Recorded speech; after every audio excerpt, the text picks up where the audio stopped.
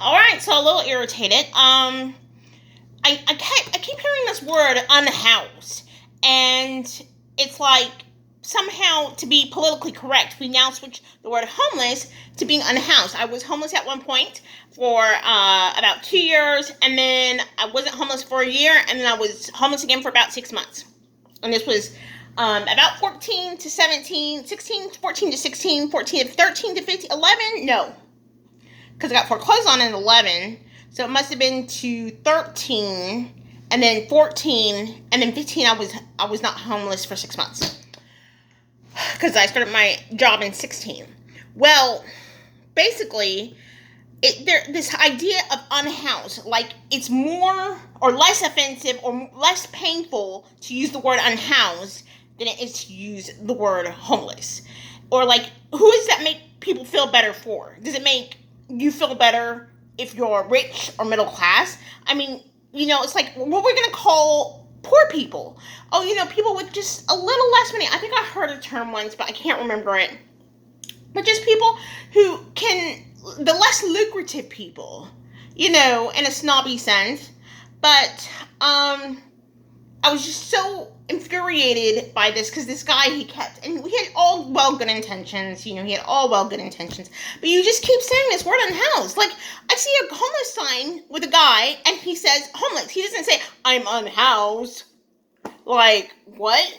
So, you have, like, this idea, minorities versus people, the term people of color, which I personally don't like, but it's supposed to sound better than the Jim Crow era word of just using the word colored, fill in the blank. And so that is somehow less offensive than people of color and versus minorities.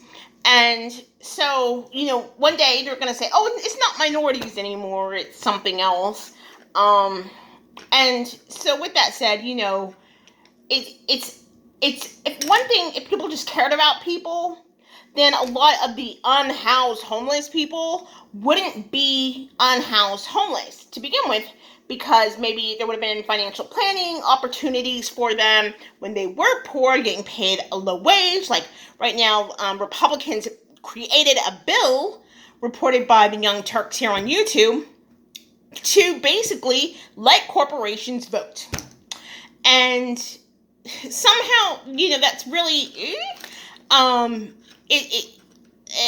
don't like it. But basically go, okay, corporations, you decide what people are paid, and therefore you basically decide, who's going to win the election, because you're going to go, okay, I have all of these well-paid people, so they're more likely to vote conservative. I have these poor people, so they're going to vote maybe liberal, whatever, but they can vote, so they're going to decide.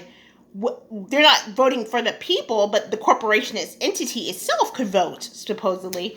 And I try to look up on the internet to see if, it passed or something, but maybe there's not information on it right now. But it's just one of those things that goes to go on forward. Like, if we just cared about these people to begin with, then there were situations that wouldn't happen.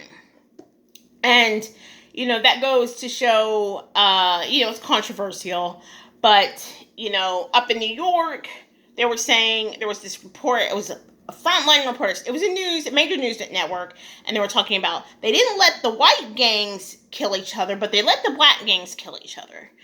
And so it's like, oh, okay, we're going to do this, we're not going to care about everyone, we're just going to care about this part. Or we're going to care about this other thing over here, and we're not going to care about this thing over here. And it's, tax breaks or what have you, opportunities in that sense versus non-tax breaks. Or, it goes to show, they said, there's always some astronomical number to begin with. And it's like, the last one I heard was about 40% of Americans don't pay taxes, like income taxes, but they pay the sales tax and other, the federal authorities' taxes, tolls, and other stuff like that. But if there was care enough to get them financial planning, to have more investment income, to have more wealth opportunity within the marketplace, when you're a capitalist country that decides, oh, we're going to have organization that depends on poor people. Now think about that. Where do you go in your daily life that depends on poor people? So if all the poor people, and you're like, we care about everyone, like, oh, I hate to say it, but Dave Ramsey is always saying, go get a better job. Go get a better job. It's like, screw you, because who's going to work those better jobs? You're going to be like, oh, you can't be a cashier at a gas station or a grocery store. You can't be a barista at a coffee shop. You can't be a retail worker at a home improvement store or whatever. Just go get a better job. But if 100% of the people got a better job in this capitalist country that you so believe in, when you believe you care about people, to get all better compensation, then heck, where does it go to? Who's going to run? Who's going to work in those positions? There's not enough 16 and 17-year-olds, so they're going to go, okay, let's lower the working age for most of these states. That could be an option. Or they're going to say, let's increase rent, of course. And rent as it is now, it's been coming up in the news as well, is that heck, the minimum wage in each state, there's no state in the country where you could work a full-time job and still afford like a one or two bedroom apartment, maybe 2-bedroom, maybe you just say 2-bedroom apartment by yourself. And it's already getting that way, I think, with housing, except for maybe tiny homes, certain tiny homes, probably not all of them. And then you still might have to rent the land on itself, so it's probably not it, or without a substantial down payment. And so it's really exploitative and really cruel, and you're like, oh, but that's the way it is, because that's really great. That's the way it's supposed to work, not exploitative, because it sounds so much fancier to say they choose to be exploited when you choose that for them. But to say let's have them choose that, and they're getting a benefit of not hurting in this way, so that they can have just enough. But again, so that we're going to prevent them from being homeless, but just over the edge. And so anyway, I became so infuriated with all of this rhetoric, and to have, I like to have the emotional intelligence for the conservative party. In the beginning, I was doing these videos, I was saying both sides, but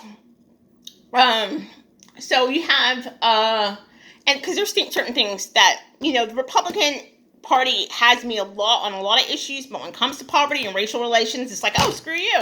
There's no way. So, but you have certain things that, I've had videos in the past, and I try to have the emotional intelligence of both sides, but sitting there saying that whole genders of women in this country choose to be paid a percentage less, qualifying for a higher paid amount of money per hour, qualifying for a higher paid position, and choose to, just as a general consensus, women tend to somehow be paid less.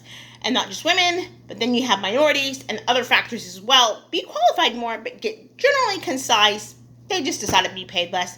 And yet they sit there and say, because that's the argument that they make with not just blacks, but any white poor person, they say, oh, they choose to be poor, and all the factors therein too that possibly cause them to be poor. So they choose to have the corporation pay them that low amount of money. Maybe they applied for other jobs, and maybe they're without a car, maybe there isn't time, maybe there's all these other situations, but it's like, okay, let's say it's a freaking choice, and we're going to call them less lucrative instead of poor.